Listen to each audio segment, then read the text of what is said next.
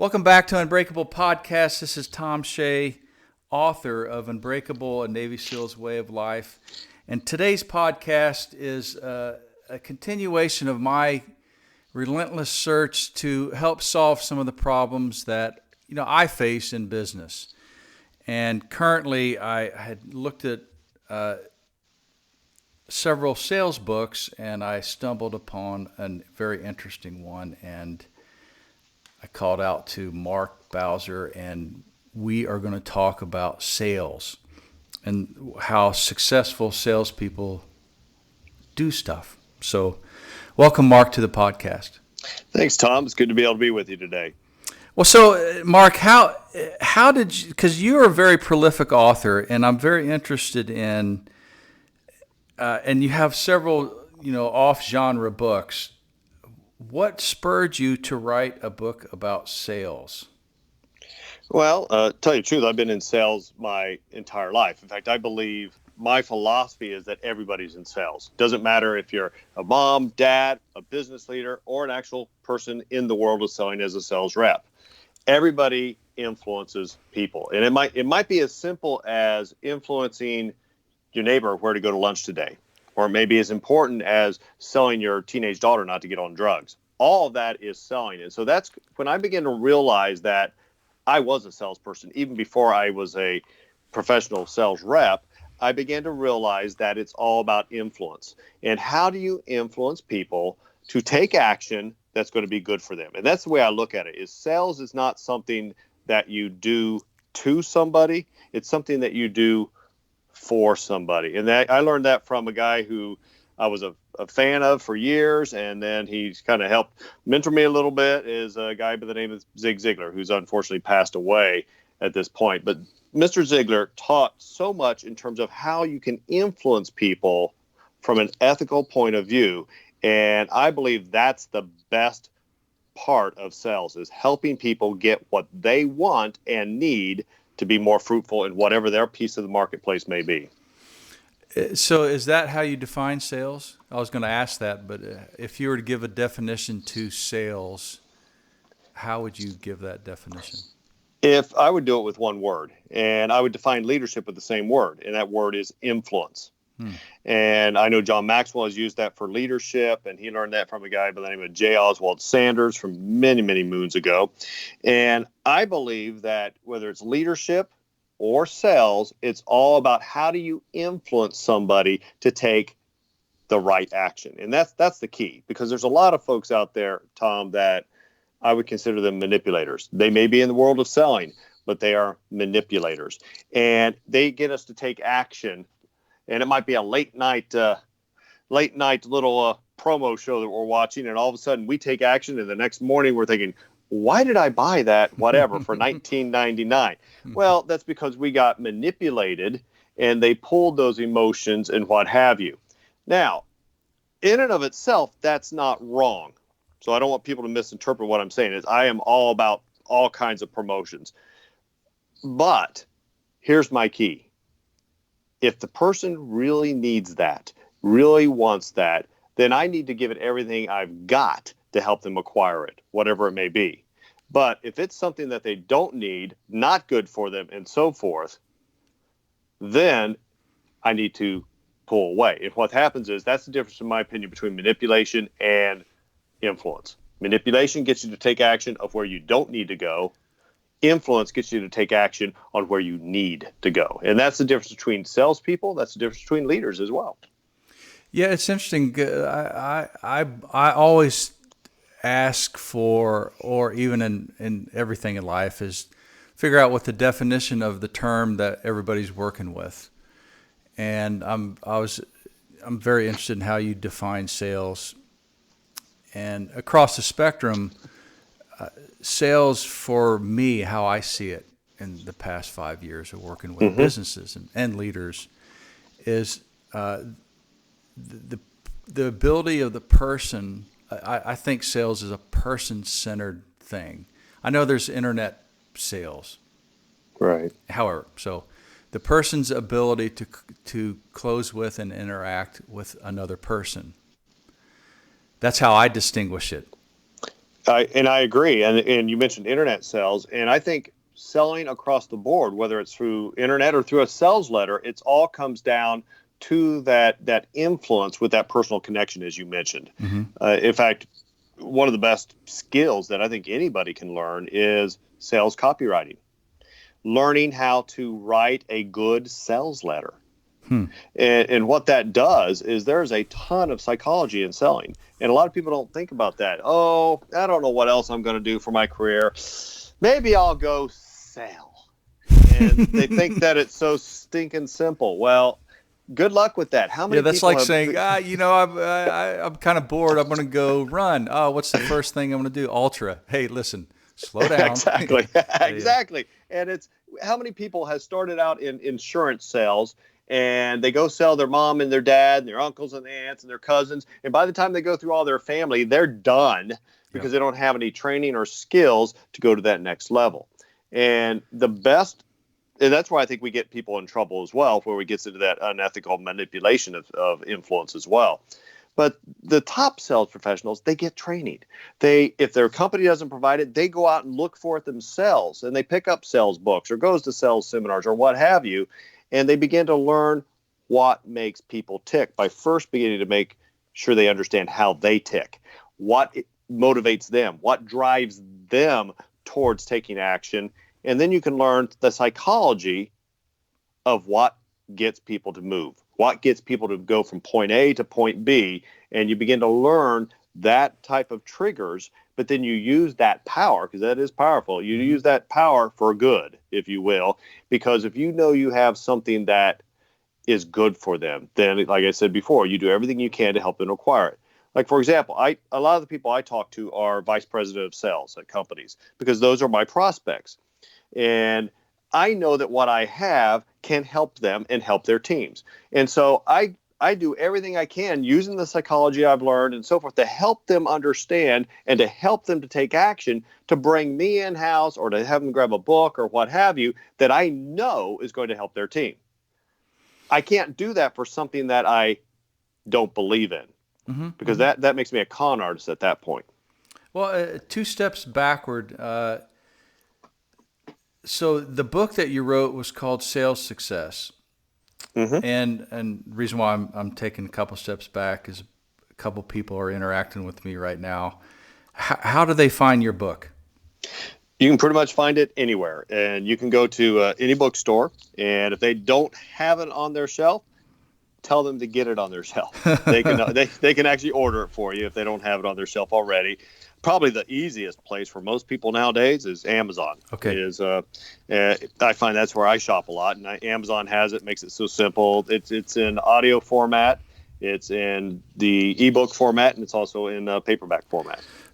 And so staying with the book, what's the genesis and also the meat of the book? Okay.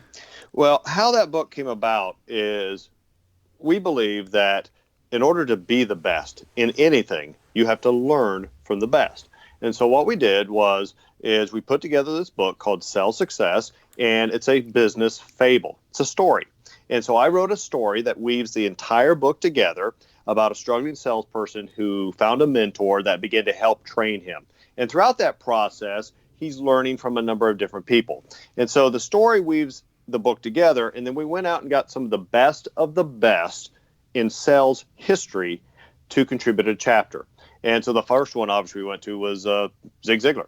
And this book took quite a few years to get into production. And so Mr. Ziglar was still alive at that time. And I am honored to say it's one of the last big projects that he was actually intimately involved in. And he picked a chapter, and his son had picked a chapter as well. And so they let me take a look at which one and choose which one I wanted. And we actually start the book after the intro with chapter 1 with one of Zig's content chapters. And we weaved that into the story. And then we went out and got some other people, such as Tom Hopkins. Tom Hopkins, I've been connected with him for a number of years as well. Tom Hopkins is the best of the best when it comes to fundamental selling. How do you get the fundamentals down? And there's nobody any better than Tom. And unfortunately, Tom just retired. So Zig's passed away. Unfortunately for who? Him? Well, Says, not for yay, him. I can retire now. It's time. Unfortunately for the rest of the world, because Thom has so much that he can still offer. Yeah. But I get it. I mean, Thom has worked hard for decades. It's time to have a little relaxation time. But we got Thom involved. We got Scott McCain, who's been a mentor of mine for a number of years. Scott McCain contributed a chapter on distinctive selling, how you distinguish yourself differently. And so that's how the book went, is we got the best of the best in sales history, some of the classic ones, obviously, and we brought them into a story that's easy to read, something that people remember. People remember stories more than they remember techniques. But if they get the story, if they remember what happens to the characters in the story, they get the techniques. The techniques become part of them. And if people will take the book and do what we outlined in the book, they will close more sales. And how many chapters are in it?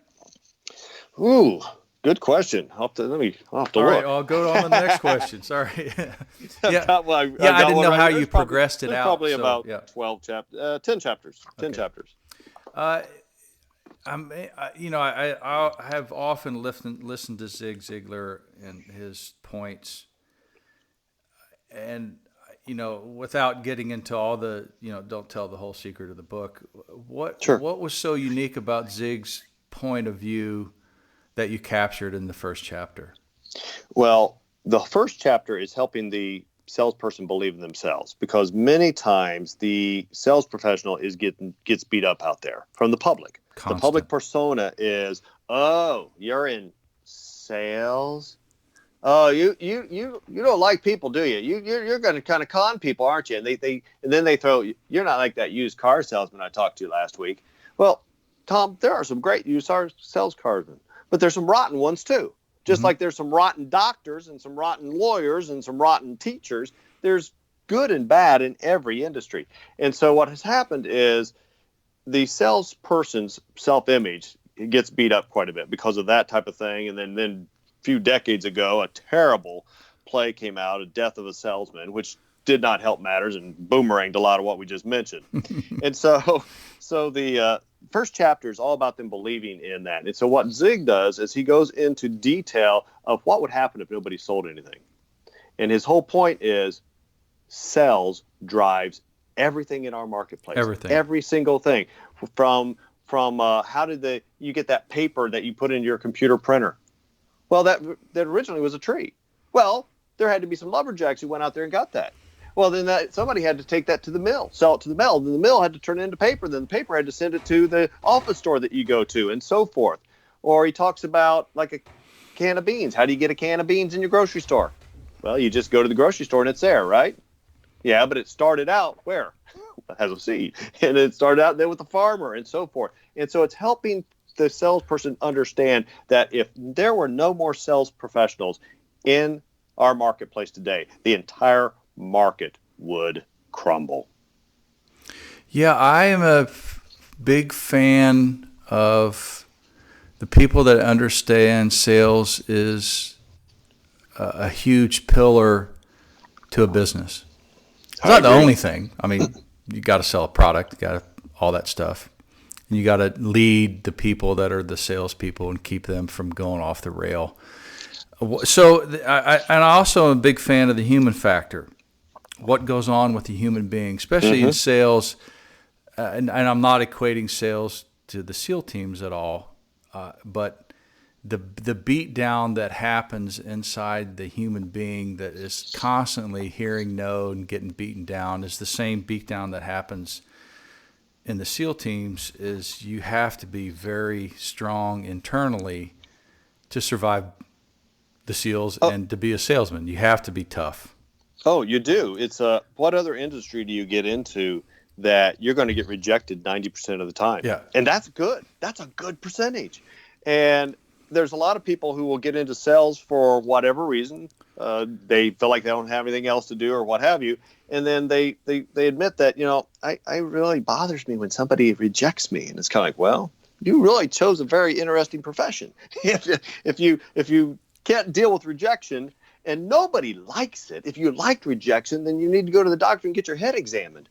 But you have to learn how to go through that objection, realizing that, oh, wow, I just got rejected. Wow, 8 more of these and I get a sell. Yep. Looking at this the law of averages, that if you have 10 people, 9 of them are probably going to say no, but you only need 1 out of 10. Yeah, it's funny, and we're doing a lot of work inside of different organizations, and sales is a part of the work that we do. And what I found that is, I don't know if it's unique. I know you see it every day, is that as long as you're willing to be uncomfortable internally and externally, you can do well at sales. And it's so uncomfortable. But there's no way around it. There's absolutely no way to avoid it. Somebody's going to say no, or somebody's going to say yes, and you're not ready for the uncomfort that happens, or the discomfort that happens. It is. And what happens is, in the sales process, as the sales process continues closer towards the closing area, is a buying tension happens. And the buying tension, of course, happens for the prospect, the person looking at buying, but it happens to the salesperson as well. It's something like 63% of sales professionals don't ask for the order. They don't ask. They just hope the person's going to say, I'll take it. But they don't even ask for the order. And that's because the buying tension has gotten to them at that point, and the fear of that rejection.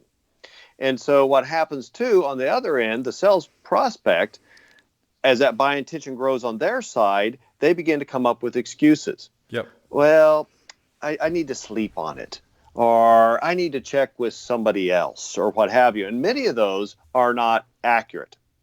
Many of those are a push-off. Like, for example, what's the first thing you do when you walk into a department store and the salesperson says, can I help you?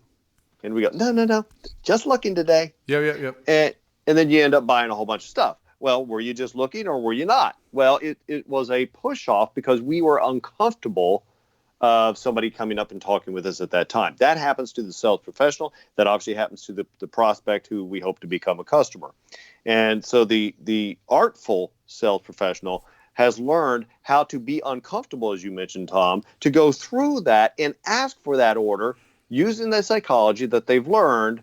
That's what's going to fit for that particular prospect. And here's a big key. If the salespeople or leaders who are listening to this today, if they take one thing away from this particular episode, take this right here. Questions open doors. Sales professionals and leaders, many times, we talk too much. We need to learn to shut up, listen, and ask a question. And then you ask a piggyback question based on what you learned from the first question. And by doing that, guess what? We find out what their needs are and how to fill them. And the second thing is, we're building rapport with them because we're letting them talk. That builds connection, that builds trust, and makes our job much easier when it gets to that closing time. So as you were discussing that, one of the things that comes up is, and you mentioned it a couple minutes ago, how do you look at a basic, either training to become a salesperson? Because I think what's missing, and I see it all the time, is nobody is willing to go through a basic training pipeline. Like these are the 10 basic skills of a salesperson, and you're going to learn them before you graduate. Because the SEAL program is all about the basics. There's nothing advanced. There's just basics. And then in the business world, it seemed like training wasn't there. And that's true. And it's something that professional speakers, we've been battling for decades, is to try to get people to understand that it's going to cost you more money to take a salesperson, or it could be a customer service rep, or it could be an engineer, whoever. It's going to cost you more money to not train that person than to do it right starting out. But what happens in many cases in the world of selling is somebody comes in, they like their resume, they hire that person, and then all of a sudden, in 2 days, they're out there in the field. Yeah, I call it throwing them into the swamp with a bullet and one gun and one bullet. Exactly. Yeah. If they want to do it at least on the cheap way, is partner them up with your top salesperson right now and let them shadow them for a month. Yep. I mean, at least do that. Then they can learn at least from observation.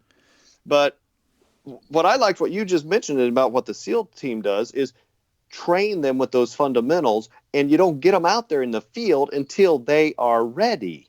Because in your case, if a SEAL is not ready, they're going to end up dead. Yep. Well, Or get in a somebody sales, else injured. Yep. exactly. In sales, the person may not end up dying, but their career will. Yep. And so I believe there are certain things that have to be done in training and development right at the very beginning. And the wise leaders, when they bring in a new team member, whatever their job is, whether it's sales or something else, is you have to train that person from the first part. But the reason why they don't do it is, I don't have time. Or it's too expensive. Yeah. Or it's too expensive or too time. Well, by not training them, they're taking both of those. They're costing more money by not training the person and having them fail, and in sales killing prospects, and it's just not going to help them be successful. So it's going to cost more money, and it's not going to be fruitful. So it's better to train them from the outset, get them ready, take that investment in them, knowing that if they do it right, guess what? They're going to close twice the number of sales as if they would have done on their own. Probably more of an X factor than double. I agree. And not trying to separate all of the information in your head and put it on a podcast, but do you have 3 basic premises for sales that you impart? Well, there's more than 3. I know. That's why I said don't put them all down. Yeah, okay. Are there a top 3 that you think are the basics for salespeople? Well, I think the first thing that people have to think about is prospecting. You got to find somebody who needs what you have. And nobody likes to prospect, or very few people like to prospect. And here's the key. Prospecting keeps changing. For example, in the old days, you picked up there weren't even cell phones back then. You picked up the yellow book and you picked up a landline phone and you started calling. Well, things changed, particularly around after 9/11. After 9/11, the gatekeepers got very, very tough, and it was very hard to get through the receptionist to get to your prospect. Well, so things keep changing. Well, what has happened, salespeople didn't like prospecting in the first place, and then now it keeps changing. Well, one of the best tools that I have found for today, may not be there tomorrow, but for today, for the salesperson in terms of prospecting, is LinkedIn. In fact, that's how you and I got together, Yep. Tom, was originally through LinkedIn. And you can find your prospects right there. Doesn't mean you're going to connect with every one of them, but you can find out who they are, and you begin to start a conversation with them. And so prospecting and keeping up on what works as technology grows and as our culture changes is to understand how to prospect. Another thing that's begun to be, it's already starting to be used into business, and it's going to be used even more, is the cell phone in terms of texting. I remember years and years ago, one of my colleagues at the Ziglar organization, they began to say, we're beginning to find out that customers are texting us. Now, people are hearing that now are going, well, of course they are. But back then, that was brand new. Customers never texted. Well, I remember then after I heard that, I'm standing at the Pittsburgh International Airport waiting for a flight, and I got a text from a guy, and it just said, what did you think about such and such? And it just signed it, Mark S. And I'm thinking, who in the world is Mark S? And I'm thinking, okay, I obviously connected with this guy, but I got to know who he is, because what if I don't respond correctly and I'm asking, who are you, that type of stuff. Now I've insulted the guy, and now I'm not going to get a sale. So I thought I knew who it was. And so what I did was I did a search on the area code, and I found out where the location was, which did confirm to me who it was. Then it came back, I was able to respond accordingly. But what that showed me was obviously I connected enough with that guy that he began to use newer technology. And so for prospecting, salespeople have to be consistently looking at what's out there technology-wise, what's going to be used in the new economy that's going to connect with their customer. And piggybacking on that, why did that guy text me? Because he trusted me. He connected with me. So the second part of the piece of the puzzle that you mentioned is building rapport. They have to connect with people. We are in what's called today relationship selling. We've been in this probably since about the 1980s. maybe 70s. Before that, it wasn't about relationships necessarily. You went in, you either sold the person, you didn't sell the person, and you never saw them again. Well, today, it takes a number of touches before you even get to the appointment in many cases. And a touch can be a phone call, it can be an email, it can be a text, it can be a connection on LinkedIn or some other social media. And it many times takes a number of touches with a customer before they will say yes to anything. And so that's all about trust. That's all about rapport. And so building that trust and rapport, if you don't prospect and find the person you need to talk to who's a good fit, and then you don't build trust with them, your sale dies right there. Now, once you get those first two things there, and we'll skip to the end of the process now, you have the closing process. In the closing process is how do you close the sale? I talked to a VP of sales a few years ago, and he basically said, I don't believe in closing. I don't need any closes. I don't believe in closing. Well, I don't know why he said it the way he said it, and so arrogantly. But the thing is, he closes whether he thinks he does or not. A close could be a trial close is, well, how are we doing so far? Are we close to what you're looking for?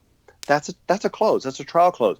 But it takes the average of probably somewhere between 2 to 5 closing techniques before somebody will say yes to the order and actually process that order.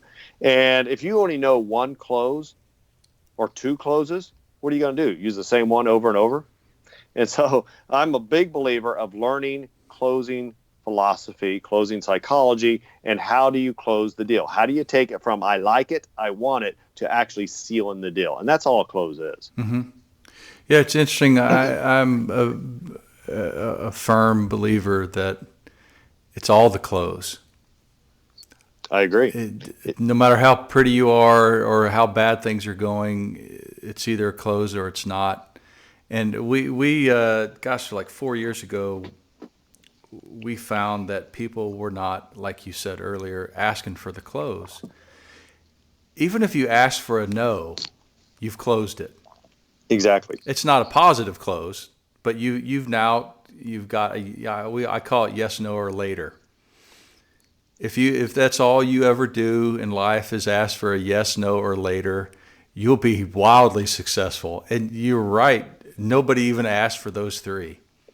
And that's the key. You got to eventually move it on or move it out. Yeah. Otherwise, it's just wasting your time and the prospect's time. When they're saying, I'd like to sleep on it, and you're saying, sure, you sleep on it, I'll go home and sleep on it, and then let's get back in a couple of weeks and see what you found when you slept and what I found when I slept. Yeah. Well, in 2 weeks, they don't even remember who you are.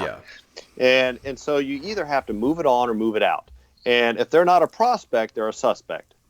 And you move the suspects out of the pipeline. And if it comes back around, wonderful. But it comes back around from their initiative.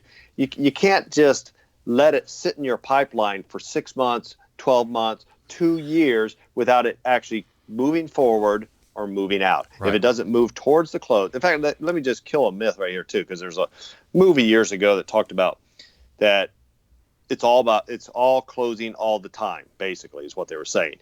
I don't believe that. If you close too soon, you kill your sale. But what I do believe is it's all about moving towards the close.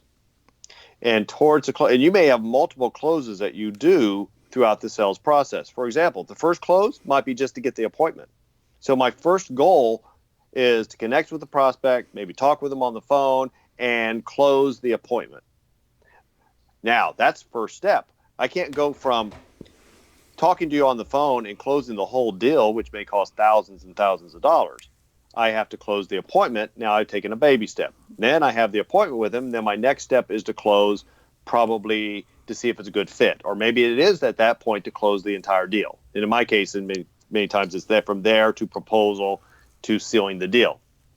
Or not sealing it, depending on if it's not a fit or not. But you have to continually move towards the close to move them forward or out.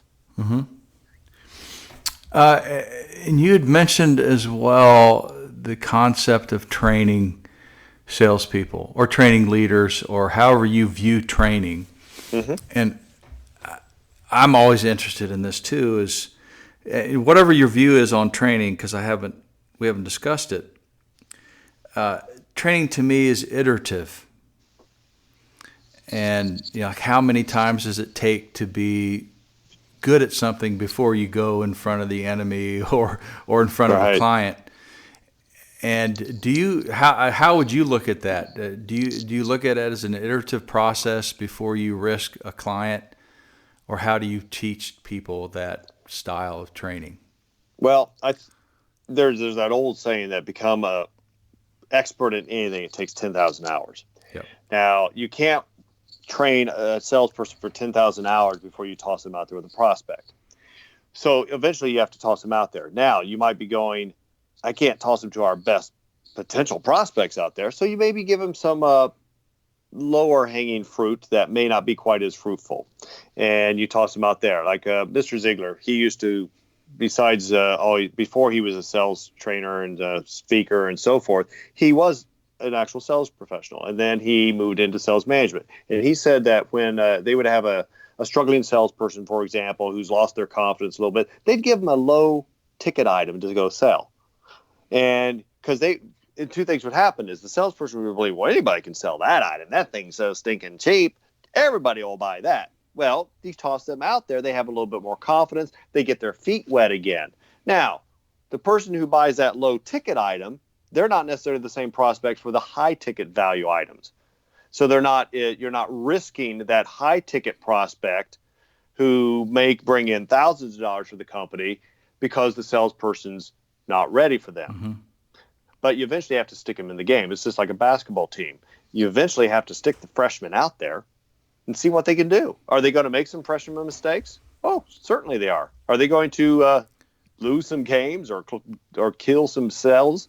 Yeah, they will. But they'll learn from that. And the only way to do it is once they've had that training is you got to stick them out there. And then that's still training. Yes, I believe it's continual training. They learn from that process to make it happen. And probably similar to, I know you played football and so forth. I was a tennis player, competitive tennis player in high school and college, and even played up a couple semi-pro tournaments. But I remember from my training days is our coach would have us go out there and we would hit forehand to forehand for what seemed like forever. Then we'd go to backhand to backhand. This seemed like forever. Learning that fundamentals, mm-hmm. the concepts, but doesn't mean we didn't go play matches. Oh yeah, he'd have us not only play practice matches against each other, then we'd be in tournaments. Well, we may not even have come close to have an opportunity to win that particular tournament. But what better way to see where you stand is to get out there and try it. And then you go back to the drawing table. If you get out there and you get your butt kicked, then your coach has something to say to you about that. Yeah, one of the ways that we unraveled the training paradigm in the business sector is what we call the 21-day cycle. Mm-hmm. And I'll just use it as a general scope. So for 21 days in a row, you have to do 50 calls mm-hmm. every day for 21 days. And don't evaluate yourself until after 21 days. That's a good point. And then come up for air, so to speak, and go, okay, now what's working and what doesn't work? Because, in the first 6 days, you don't have enough experience, even if they were all yes. Because you may have done it all wrong, but you just happen to hit all the yeses up front. Exactly. And then you have down days that, you feel tired, or there's a business, there's a hurricane or something in the world, environmental shifts, and you do all the right things and things fall apart. And after the 21-day cycle, usually the manager of the salespeople can go, okay, now that we've done 21 days, let's talk. But don't stop for 21 days. Yeah. And within that 21 really days, successful. I agree. And within that 21 days, don't abandon the salesperson. Be there with them. You're coaching them. It's like preseason time. And so you're coaching them throughout that process, but you're not evaluating positive or negative in terms of the results at that point. You're looking at in terms of how to improve. Hey, you might want to try this wording next time on the phone. Hey, you might want to use this type of language as you type that email. Those type of things. And right now you're teaching them the baby steps of how the psychology works. Yep. And so as you concluded the book, and sometimes I don't like to ask this of authors, whether you discuss it from the book point of view or your life as a sales coach and as a salesperson. What is your conclusion about people or salespeople? How would you conclude that? In terms of what have you learned about salespeople and sales that if you were to give, a 5-minute conclusion about your experience, how would you conclude that? In that everybody can be better at sales, everybody, because what happens is we look at personalities or behavioral styles, and somebody will say, well, yeah, they're just a natural born salesperson, or no, I could never be a salesperson because I'm just so introverted. Well, some of the best sales professionals are the introverted folks because they shut their mouths and let the prospect talk. And so the key is that anybody can be a top salesperson. You take your gifts, your strengths that God has given you, you use your behavioral style that you're most comfortable with, and you learn how to use that as your strength and learn how to get out of your comfort zone with the others. So in the conclusion, like in the story that's in Sales Success, our mentee, our salesperson, goes full circle in that character. He starts out struggling, and then his mentor takes him step by step, learning why he has been struggling and learning the fundamentals of selling. And then at the end of the story, it all comes together for him. And so that can be any salesperson's story. It doesn't matter what your behavioral style is. Doesn't matter how long you've been in selling. If you've been in selling for 10 years, you've been struggling for 10 years, it can still be you. If you're brand new to sales, it still can be you.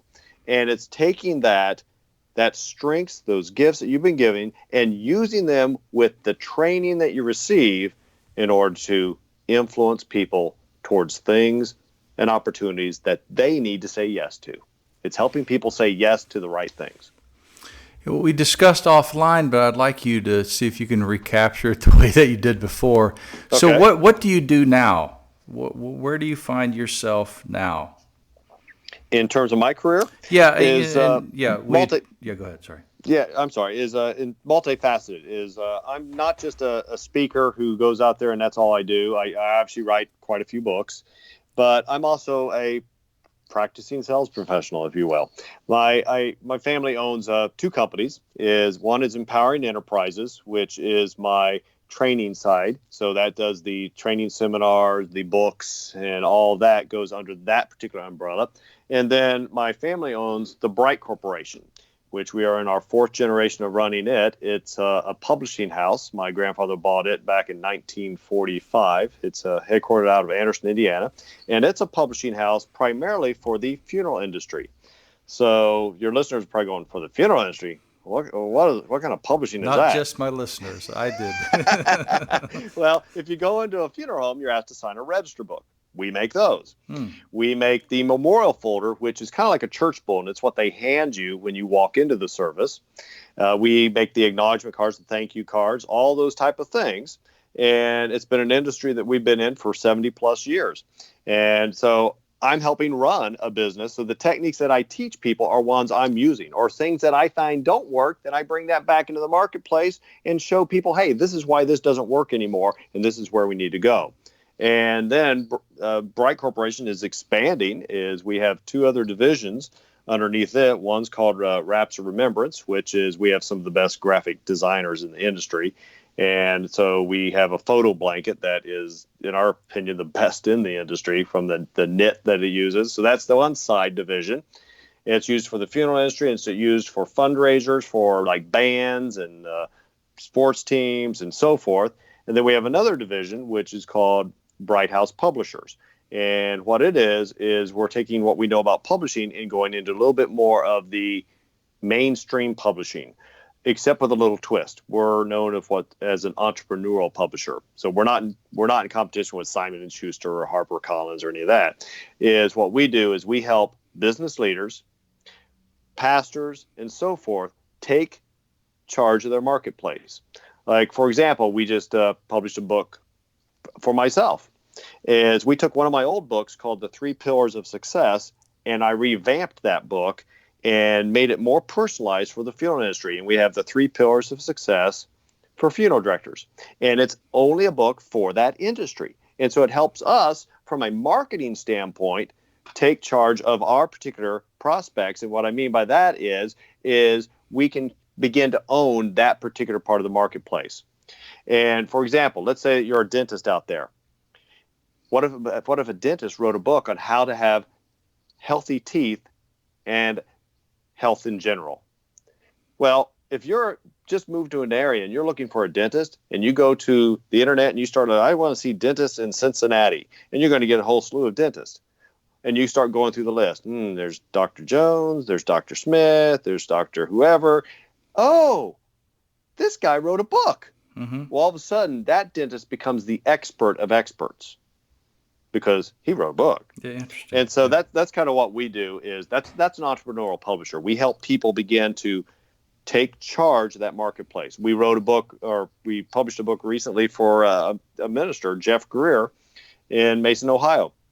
And Jeff was interested in having a book for his congregation, one that he could hand out to youth as they're getting ready to go to college, and one that he could take to sell back a room at conferences. He wasn't interested in major marketing. And I'm going, I'm good with that, Jeff. I'm fine with that. If that's what you need, that's going to help you minister, in his case, then we're all for that. And so that's what an entrepreneurial publisher does, is they help people take position in the marketplace. So if somebody's interested out there and we're publishing a book, send us an email. We'll take a peek at it. And how do they reach you? Well, in that place is they can go to mark@brightcorporation.com.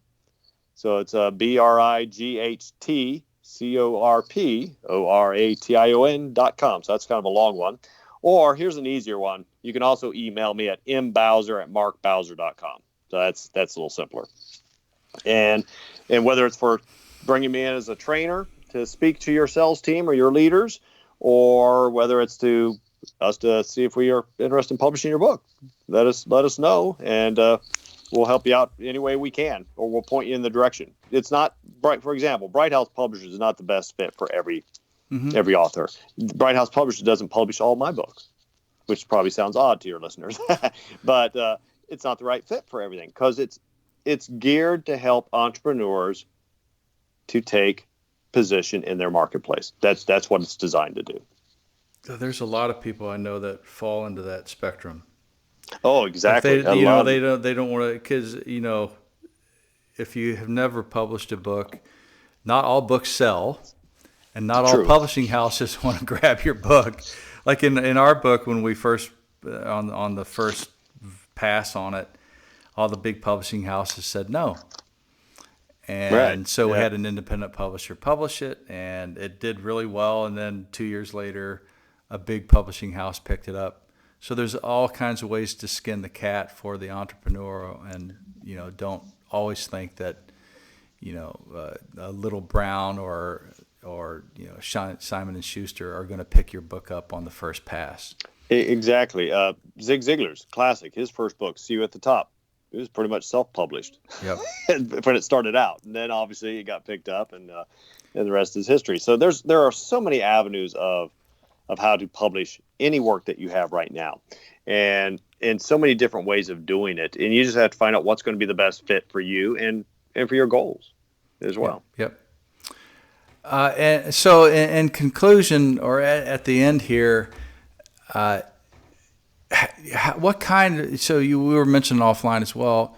The keynote speaking section is one that you had moved away from into the sales training, as opposed to just keynote presentations. Can you tell us how you do that and the advantage of what you do?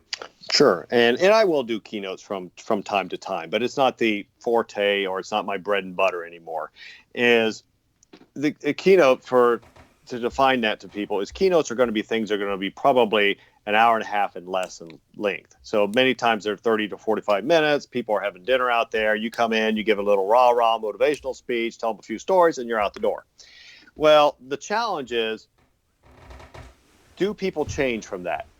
The answer is sometimes.